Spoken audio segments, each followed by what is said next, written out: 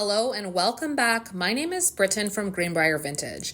And on this very snowy day in January, I had no idea that I was going to walk into a Salvation Army in Burlington, Ontario and find an expensive piece of Italian pottery from a very well-known, influential Italian ceramicist. Stay tuned and see what I found.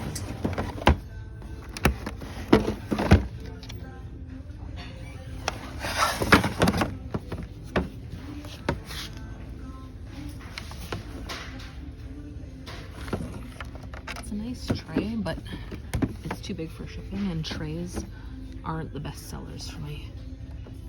But it is a really nice tray, especially for like styling and staging.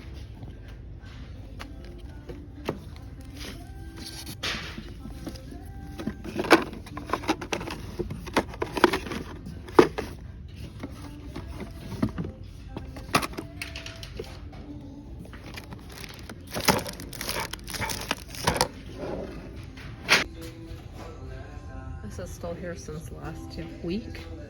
I found it last week, so it makes me think I made the right decision leaving it behind. That piece too was also here last week.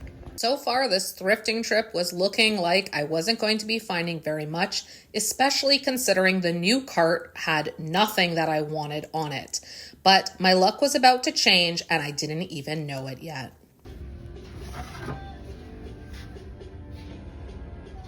Italy. I'm gonna look this up. I usually hold on to some items in my cart and then search a lot of items all at once to be more time efficient. So at this point of my thrifting journey, I had no clue what I had in my cart, but I was soon going to find out. Piece of Delft.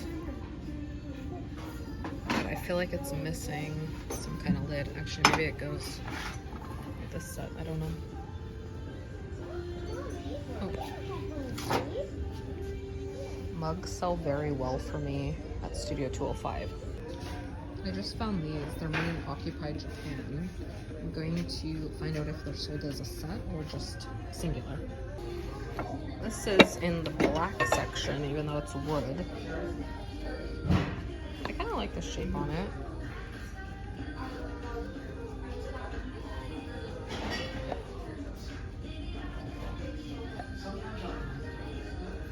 I'll think about it. Okay, I just looked this up online and I'm pretty sure this says Guido Gambone, and this is a very expensive piece. I'm gonna do some more research on it, but that's very, very exciting. This is a great find.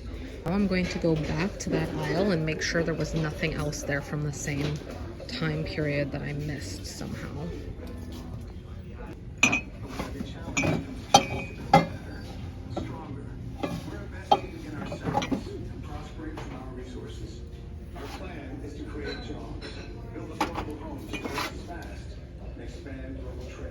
Portugal.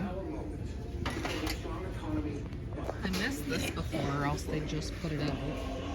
It's made in USA. Then it's like a resin. You know, vases don't really sell as well for me. Internally, I'm freaking out, but I'm keeping it super cool in the checkout line. Wow, I cannot believe that I found that. If this actually turns out to be legit and it's what I think it is, I'm really excited to go home now and research this a little bit more, but that was a fantastic find if so. So the haul is not very large, I will have you know that. But what else do you need when you have a piece of pottery like this? Now, I want to be very clear that this is a once in a lifetime, maybe couple time in a lifetime. This has definitely never happened to me. It's not like I go thrifting and I'm finding pieces like this on the regular. I have been thrifting and garage selling my entire life. Since I was a young kid, my mom introduced me to thrifting and garage selling before it was even cool. Back when you wouldn't even tell people, you'd be embarrassed or whatever to tell people you went to the thrift store. Never in my life have I ever come across something like this in the wild. To find something like this truly boggles my mind. And the fact that I just was holding the piece and looking at the piece, and I was telling my husband, just the idea that I found this piece that Guido Gambone, a man I did a lot of research on, he was holding this piece. He made this piece. He signs the bottom of this piece back in the 1950s in Italy. And somehow it got to Canada, and somehow it got to be donated at a Salvation Army in Burlington, Ontario.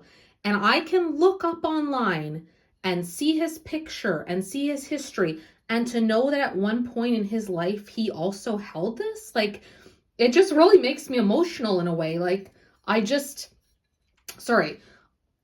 the idea of that just boggles my mind, that I could actually have a piece like this. So I'm going to tell you a little bit about Guido Gambone and his life, just a little bit, if you would please bear with me in the next coming slides. I did quite a bit of research about him.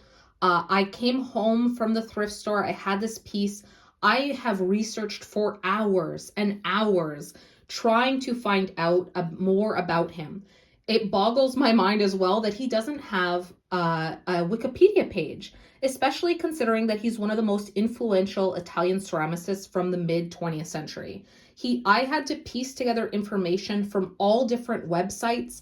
I had to even look up Italian websites, Italian museums, auction websites, things like that. And I also joined a Facebook group to talk about mid-century pottery. And then one of my customers told me about a mid-century modern Italian Facebook group that I could join. That was specifically about Italian mid-century modern pottery. And I even joined that to talk to people and try to find out more about his pottery. Now, I could find, the thing that I couldn't find online was any other dish that looked like this dish. And what I have come to understand is that he, as far as I know, please correct me if I'm wrong, but from everything I could find online, he didn't make duplicates. This is the only dish that looked like this that he ever made. So I found some other dishes online that were divided dishes, but they have different patterns. I found some other pottery that he made that had this yellow and like the lines and stuff, but they were all different types of pottery. They were vases or different types of bowls or a lamp, a base of a lamp. So this is the only piece that he made that is a divided bowl that has this color and pattern on it, and also that he made when he had his studio in Florence. And this time period, he used the donkey marker on it. So this is a little donkey here. And this is the only one of this kind. So just the idea of that, knowing that this is it, because I was trying to find them online and I couldn't find anything that looked like this, which made me start to wonder. And I've done countless hours of research on him and his work. And for being such a well-known person inside the pottery circle and with people who know mid-century modern pottery, that's not me. I did not know anything about this before researching, but just to know that he was so influential and is so famous that he doesn't actually have a proper page online with a grouping of information about him where you can find all the information together, that really boggles my mind. I'm going to put up some photos in the pages here and part of the video and tell you a little bit about Guido Gambone and his history from what I could piece together online. I've taken lots of notes and done lots of research about him and his work. He was born in Montella, Italy in 1909, and he later on he moved to Vitry in Italy, and that was in 1939. And in 1943, he started a pottery studio in town with his brother and their friend. I'll put the name of the Pottery studio up on the slides here, up on the screen. I actually can't pronounce it. I tried to figure out online how to pronounce it and I couldn't. I also looked for pictures of this factory, the studio. I couldn't find any pictures of it online. But the marking on the bottom of the pottery during that time period was stamped with the studio name. Not this marking. During that time, it was stamped with the studio name. Now, this is the time that he began experimenting with thick and glassy glazes. And you can see his work here with this kind of glaze. It's like a volcanic glaze that was used by mixing glass and sand. It's a special process that he used by mixing glass and sand. And the colors, the vibrant colors that he used were often softened by this glaze that he put on top. Now, when I posted this in the Facebook group for Italian mid-century modern ceramics and pottery, I didn't notice this before, but someone commented, everyone was in definite agreement that this was a piece by Gambone, and what a lucky find it was that I found this. But they talked about how you can see the pinkish undertones in the glaze. And before someone had mentioned that to me, I actually didn't notice the pinkish undertones. And I'll try to show it in the light here. I don't know if you can kind of see, but yes, before I was thinking this was kind of like a brown, but as soon as they said the pinkish undertones, I could start to see the faint pink that you can see underneath the glaze. So this was a crucial time period for him when he had this studio with his brother and his friend in Vitry, Italy. And he started to move away from traditional and more conservative pottery styles. And now when you read about him online, not only has he talked about one of the most influential Italian ceramicists from the mid-20th century, but he's also known for bold shapes, vibrant colors, playful designs, and a lot of times he used whimsical animals and abstract shapes in his designs. Now in this piece, you can kind of see how that plays. This definitely has, bolder shapes and vibrant colors. It's kind of playful with the lines.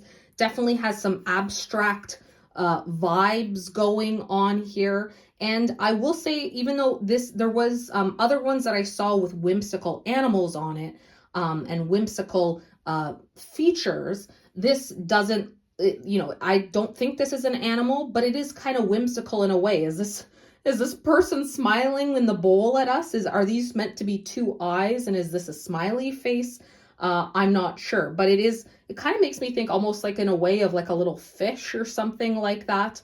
I'm not sure exactly what was the intent there, but it is kind of whimsical and kind of fun when you look at it that way. Now, after he ended up leaving Vitry, and he traveled to Florence, and that's where he would be till the end of his life. And this was in 1950. He left his pottery studio and he started La Terrena in Florence, this studio. I'll put the name up here on the video. And at this studio, this is where he started working on his own. And he taught ceramics, as well as he had a son, Bruno Gambone, who is also known in the pottery world. And his son was born in 1936, and he also was helping his son develop his own style and his own flair. During this time at La Terrena, when he was in Florence, that is when he started using this donkey symbol on the bottom of his pottery. And he signed it Gambone and Italy. And this donkey symbol, when you look up the different pottery online, a lot of people will say the donkey mark is on the bottom if they have a pottery piece from that time period. This means that this piece was made in after 1950, and it could have been made up till when the factory, the Studio Art Pottery, closed their studio in 1967. But I did find other pieces that were made with this yellow and the line, the linear design on it that were made in the 1950s, one of which specifically said it was from 1959. So I can go out and say that this is made in the 1950s. I just don't know exactly at what time, but sometime in the 1950s, this piece was made. Now, he ended up closing the factory, the studio Pottery, his company. He closed it in 1967, and that was 2 years before his death, and he died in 1969. That means that he was only 60 years old when he died. When I posted this in the Facebook group and was asking if anyone had any information about it, everyone was saying this was Gambone for sure. And someone suggested that perhaps this was originally meant as an olive bowl. So you have your olives on this side, and then you put your olive pits on the other side. From what I could see online, Gambone was known to try to make beautiful yet functional pieces. So he usually tried to make, the pieces have a purpose in some way. And so it could very well that he originally intended for this to be an olive bowl, for you to put your olives on one side and the pits on the other. So this piece will be available for sale. I will have it up on my website, and I'll put the information up on the video here so you can see when it will be available for purchase on my website at www.greenbriervintage.com. Thank you very much for watching this video. I hope you enjoyed coming along with me to the thrift store and finding this truly, truly one-of-a-kind find. I've never found anything like this before. I hope you enjoyed learning more about Guido Gambone and about his history and his work. I hope this video might inspire you to go out and try to learn more about him yourself and look at his pottery online. He truly made incredible pieces. And I hope this also inspires you that when you see Italy stamped on the bottom of a piece of pottery, if you're out at a flea market, at a thrift store, at a garage sale, wherever you are, and there is Italy stamped on the bottom, pick it up, and maybe you can also find something like this, but definitely always pick it up. If it says Italy and it's in your price budget, I would say always pick it up, because no matter what, Italian pottery is going to be worth something, but you might come away with a stunning piece like this. And I had no idea when I first picked this up what I actually had in my hands and in my cart. So thank you very much for following along. I hope you enjoyed this video. If you would like to subscribe and follow my channel, I would appreciate it so very much. I'm just a small business, so anytime I get a new subscription, I get very, very excited about it. You can find me on Instagram at greenbrier_vintage and on my website at www.greenbriervintage.com. Thank you so much, everyone. I hope you enjoyed this video and have a great day.